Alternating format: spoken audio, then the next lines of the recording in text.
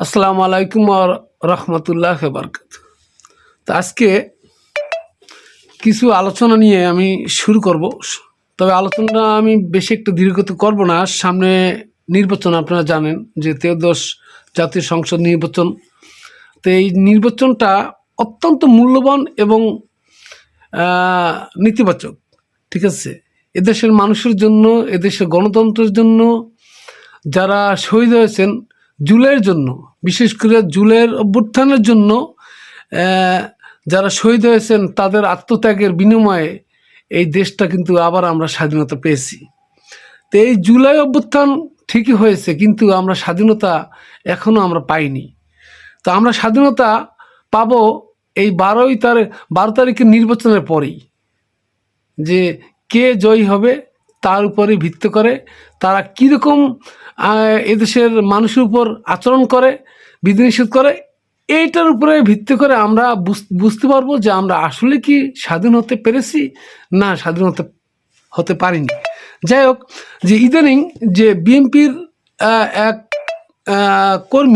কর্মী বলতে কি, তিনি নমিনেশন প্রাপ্তি ছিল কুমিল্লার 4 আসনের দেবিদ্বারের যিনি ঋণখেলাপি দায়ে বাতিল হওয়া মনোনয়ন প্রত্যাশী সাবেক এমপি ছিলেন, ইনি হচ্ছেন মনজুরুল্লাহ হাসান মুন্সি। তিনি একটি তার সোশ্যাল মিডিয়াতে, আপনারা হয়তো সোশ্যাল মিডিয়ায় দেখছেন অথবা দেখেননি অনেকে, যে তিনি তার কথা কিন্তু বলেছেন যে যদি বিএনপিকে ভোট না দেন তাহলে সব কিছু ছারখার করে পুড়িয়ে ছারখার করে দেব, ঠিক আছে। এই ধরনের কথা আসলে এই মুহূর্তে বলাটা আমার মনে হয় যে উচিত ছিল না, ঠিক আছে। কারণ এতে জনগণ কিন্তু বিরুদ্ধে চলে যেতে পারে, ঠিক আছে। তো এই ধরনের তাদের কথাবার্তার ভিতরে সংযম থাকা উচিত ছিল অন্তত। কি এইরকম হুমকি দামকি দিয়ে জনগণকে আটকানো যাবে না, ঠিক আছে। আমি ভিডিওটা দিয়ে দিচ্ছি, দেখেন। ক্ষমতায় বিএনপি থাকে আর যদি আপনারা অন্য দলকে ভোট দেন, আমি কিন্তু আপনাদের কাউকে ছাড়বো না। আমি তাদের ঘর বাড়ি সব করে দেবো। আমি কিন্তু কথা খুব পরিষ্কার বলতেছি, এটা মনে করেন আমি ভয় দেখাচ্ছি। আমি পরিষ্কার করে বলেছি, কথা আপনি রেকর্ড করে বলে দিতে পারেন যে আমি যা বলবো এখানে তাই আইন আল্লাহর হুকুম। সম্প্রতি সামাজিক যোগাযোগ মাধ্যমে ছড়িয়ে পড়া একটি ভিডিওতে চাঁপাইনবাবগঞ্জ 2 আসনে বিএনপি মনোনীত এমপি প্রার্থী আমিনুল ইসলামকে এমন কথা বলতে শোনা গেছে। মঙ্গলবার রাত 10:30টার দিকে সামাজিক যোগাযোগ মাধ্যমে ভিডিওটি ভাইরাল হয়। আপনাকে নিয়ে অনেক কথা বলছি। Hey, I've seen this one. This is a classic. এই যে হাসনাত আব্দুল্লাহকে ঘিরে একটা সারা দেশে আলোচনা আছে, সবাই বলছে এখানে আপনার ফাইট হবে। আপনার কাছে কেমন মনে হচ্ছে? ইয়াং প্রতিদ্বন্দ্বী হিসেবে আপনার চিনি না, এখন দেখি না এখন বলতে।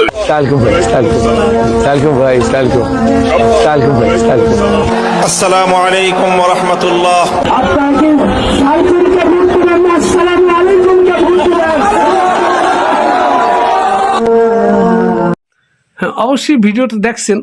তো আসলে আরও কয়েকজন এরকম বিএনপি নেতারা এরকম প্রচার করতেছে বিভিন্ন কথাবার্তা, ঠিক আছে। সেটাও ভিডিওটা আমি দিয়ে দিছিলাম। সেই ভিডিওগুলো দেখছেন যে তারা বলতেছে যে এটা আল্লাহর হুকুম। নিজে তার কথাকে আল্লাহর হুকুম মনে করে। হ্যাঁ, তিনি কে? তিনি কি নবী যে তার কথাই আল্লাহর হুকুম? নবী নিজেও এই কথা বলতো না, ঠিক আছে। এরকম কথাবার্তা আসলে এটা ধর্মীয়, রাজনৈতিক, সামাজিক এবং সব দিক থেকেই এটা আসলে বিপরীতমুখী, হ্যাঁ, সাংঘর্ষিক বলা চলে, ঠিক আছে। তো বিএনপির যে মাস্টার প্ল্যান ছিল যে বিশেষ করে যে এরকম নির্বাচনের ভোট কেন্দ্রের অন্তত 400 গজের ভিতরে কোনো মোবাইল ফোন অথবা ইন্টারনেট ইউজ করা যাবে না, ইন্টারনেট সম্পূর্ণ বন্ধ থাকবে, মোবাইল ফোন কেউ আনতে পারবে না। হ্যাঁ, তার মানে এখানে লুকচুরির একটা ঘটনা ঘটাতে চেয়েছিল। কারণ কি, যদি এই ভোট কেন্দ্রের মধ্যে যদি কোনো ধরনের ফোন না থাকে, সাংবাদিকরা যদি কোনো ফোন ইউজ না করে, ঠিক আছে, তাহলে ওখানে যদি তারা বিএনপি হোক অথবা জামাত হোক, যারাই হোক না কেন, আমি কাউকে ইন্ডিকেট করে বলবো না, তবে যারাই হোক না কেন, তারা যদি জাল ভোট দেয় কোনো কারণে, হ্যাঁ হয়তো দিতে পারবে না, কিন্তু যদি কারণে দেয়, কিন্তু এটা কিন্তু অগোচরের বাইরে থেকে যাবে। কারণ কি, এটা তো কোনো প্রমাণ নাই, যে কোনো ছবি তোলা নাই, ঠিক আছে।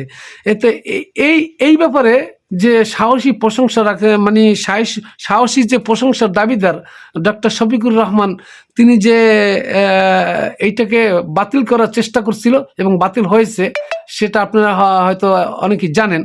যে এই সম্পর্কে প্রবীণ যে নির্বাচন বিশেষজ্ঞ কিছু কথা বলছে, এই কথাগুলো আপনাদের শোনা উচিত।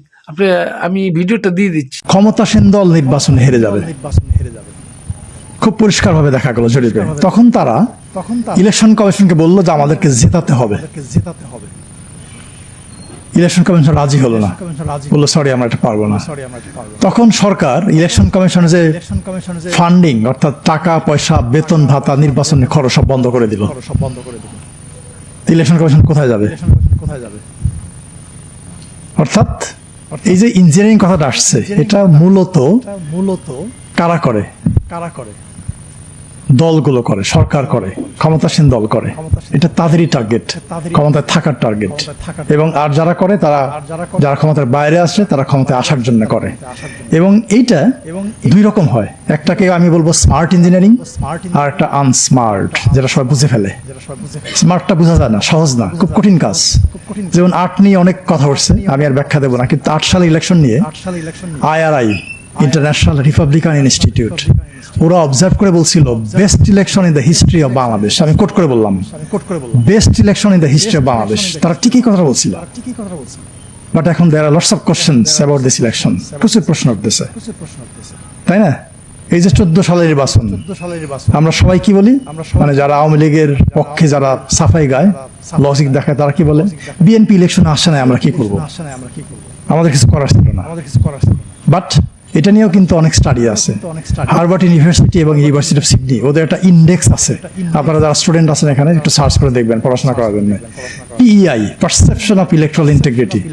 ওরা এই নির্বাচনটাকে বলে ব্যর্থ নির্বাচন, ইংরেজিতে বলছে ফেইলড ইলেকশন। ঠিক এই টার্মটা ব্যবহার করছে। হ্যাঁ, যদিও আমরা বলি যে এটা আইনগতভাবে বৈধ ছিল, এরকম ছিল, এরকম ছিল, নানা রকম কথা বলি, বাট এরকম আমাদের প্রত্যেকটা নির্বাচন নিয়ে এই ইন্টারন্যাশনাল অনেক রকম রিসার্চ হয়েছে, নানা রকম কমেন্ট হয়েছে। এখন প্রশ্ন হচ্ছে ইলেকশন ইঞ্জিনিয়ারিংটা কিভাবে হয়? এটা সূত্রপাত হয় কিছুটা আসছে আলোচনায়, নির্বাচন কমিশন নিয়োগ দিয়ে। একটা ইলেকশন কমিশনের স্বাধীনতা, কাগজে কলমে যাই থাকুক না কেন, বাস্তব স্বাধীনতা ডিপেন্ড করে আমরা কাদেরকে কমিশন নিয়োগ দিচ্ছি, তারা কারা, তারা কোন রকম মানুষ। এবং বেশিরভাগ সরকারি এই আমাদের দেশে এই পর্যন্ত চেষ্টা করেছে তাদের প্রতি যারা লয়াল পিপল, যারা বিশ্বস্ত, যারা তাদের কথার বাইরে যাবে না, এরকম লোককে কমিশন নিয়োগ দেওয়ার চেষ্টা করেছে। এটা একদম প্রথম থেকে শুরু হয়েছে এই কালচারটা, এবং এটা বন্ধ হয় নাই।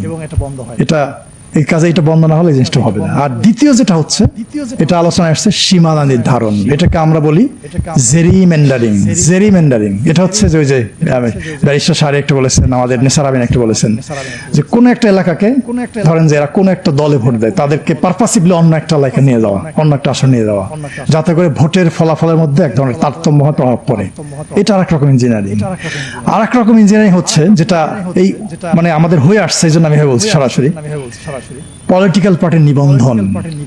অনেক ভুয়া পলিটিক্যাল পার্টির নিবন্ধন হয়েছে, কখনো কখনো রাষ্ট্রের উদ্যোগে করা হয়েছে। এইগুলোকে নিয়োগ দিয়ে নির্বাচনকে কোট আনকোট কম্পিটিটিভ করার চেষ্টা করা হয়েছে। এটা বিভিন্ন সময় হয়েছে, বিভিন্ন সালে হয়েছে। আর একটা ইঞ্জিনিয়ারিং যেভাবে হয়, মানে প্রসেসটা যেভাবে হয়, ভুয়া পর্যবেক্ষক সংস্থা বা পর্যবেক্ষক নিয়োগ, এভাবে হয়েছে অনেক। এই যে ধরেন যে 2024 সালের নির্বাচনে অনেক ভুয়া পর্যবেক্ষক সংস্থা ছিল, অনেক ভুয়া পর্যবেক্ষক কেন্দ্রে কেন্দ্রে ছিল, সেই এই তাদেরকে ব্যবহার করে কাজে লাগে এই কাজগুলো করা হয়েছে। তারপরে যে সাংবাদিকদের কথা আসছে, তাদেরকে এক্সেস না দেওয়া। আমাদের কিন্তু সাংবাদিক নীতিমালা আছে নির্বাচন কমিশনের, এই যে সাইম সাহেব হয়তো এটা ওইভাবে কভার করেন নাই, কিন্তু সাংবাদিকদের এক্সেস ওইভাবে দেওয়া হয় নাই, যাতে করে তারা ওই কি হয়েছে না হয়েছে কেন্দ্রের মধ্যে সেটা দেখতে না পারে। দেখ, ভিডিওটা দেখছেন হয়তো, একটু লম্বা ভিডিও, তবুও আপনার এখান থেকে অনেক কিছু আমাদের শেখা, মানে আমরা শিখতে পেরেছি, জানতে পেরেছি। তা আসলে যে এই মুহূর্তে নির্বাচনী হাওয়া বইতেছে, নির্বাচন, আমি যখন ভিডিওটা মেক করতেছি তখন রাত্র প্রায় 12টা, 12:30 মতো বাজে। তো এই মুহূর্তে কিন্তু অলরেডি একদিন আছে, মানে কালকেই নির্বাচন, আগামীকালকে নির্বাচন হতে যাচ্ছে। তো এই নির্বাচনে কারচুপির কোনো সম্ভাবনাই মনে হয় আমার মনে হয় দেখতে পাবো না। হয়তো দু একটা কেন্দ্রে, হাজার হাজার কেন্দ্রের ভিতরে দু একটা কেন্দ্রে বিশৃঙ্খলতা থাকতেই পারে, এটা স্বাভাবিক কিছু, মানে অস্বাভাবিক কিছু না, এটা স্বাভাবিক। তো আমি মনে করি যে এই ভোট নিরপেক্ষ হবে এবং এই ভোট জনগণের পক্ষে যাবে, নারীদের অধিকার প্রতিষ্ঠিত হবে এবং সাধারণ মানুষের অধিকার প্রতিষ্ঠিত হবে। হ্যাঁ, আপনাদের এই মূল্যবান ভোটটি দিয়ে আপনারা অবশ্যই ন্যায্য ব্যক্তিকে আপনারা ভোট দিবেন। আমরা আগে বলতাম যে ব্যক্তির চাইতে দল বড়, না, দলের চাইতে ব্যক্তি বড়, ঠিক আছে, এই কথা মনে করবেন। তবে দলের চাইতে ব্যক্তি বড়, ব্যক্তির চাইতে দেশ বড়, ঠিক আছে, দেশের স্বার্থে হ্যাঁ আপনারা ব্যক্তিকে ভোট দেবেন।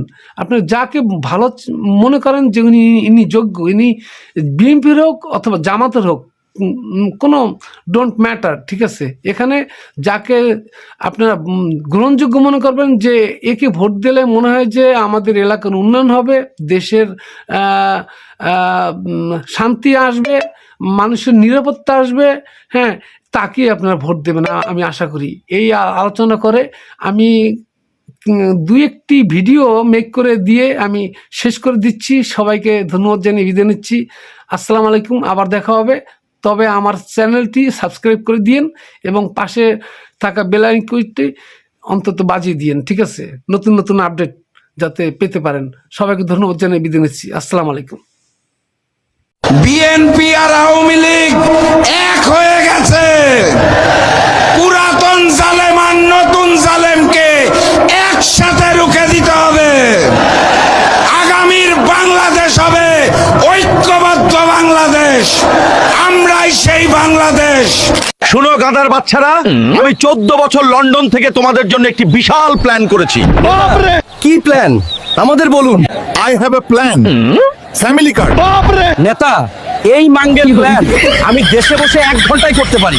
এইটা কোনো সাধারণ কার্ড নয়, এইটা থাকলে প্রতি মাসে 3000 টাকা পাবেন। নেতা, আমার তো প্রতি মাসে বিড়ি খাইতেই 5000 লাগে। চুপ! নেতা যা খাইছে তাই, নেতার উপরে কোনো কথা নাই। ঠিক ঠিক, নেতা যা কয় সব ঠিক, কারণ আমরা তো গাধা, এত কিছু যাচাই করার সময় নাই।